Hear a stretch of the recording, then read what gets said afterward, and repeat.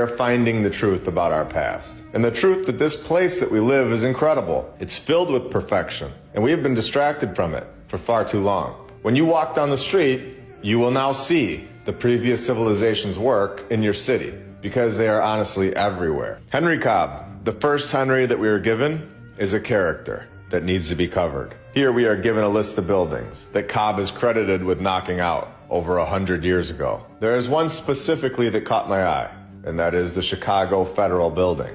And let's take a look at this picture for a minute. We have shown this type of nonsense before, so let's do it again. They show this fake wagon sitting on the dirt road with more people that are identical next to each other in white. These are not real people. They are all photoshopped. If we zoom in on it, you can clearly see that they are duplicates. They are copy-pasted. And the other one is all glitched out. And who just stands in the middle of a road anyway? None of it fits in. You have a massive building, yet you have horse and wagon, and you have dirt roads. If it rains, the dirt is going to become so wet, and you will not be moving any limestone. Yet this was never an issue for the mainstream narrative. The dirt is always looking like it had just been raked and perfected for the photo.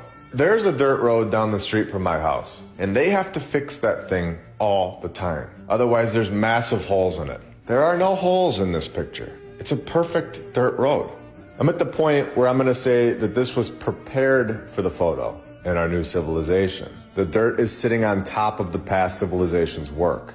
These buildings are under the dirt. They are much bigger than we can see. This is not the original road. It's all backwards. The road always comes first in construction because you need to be able to access the construction site. This is obvious stuff that the narrative ignores. Like we said, getting the materials there and the machinery would be nearly impossible with dirt roads and donkeys and wagons. If it snows or rains, then just forget about it. Other than a few fake people, a couple fake wagons and a light post, this is in Chicago.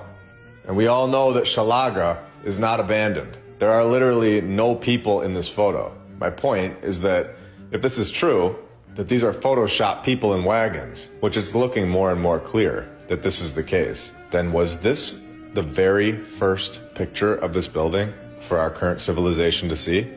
It's strange, especially when we hear the story about the building.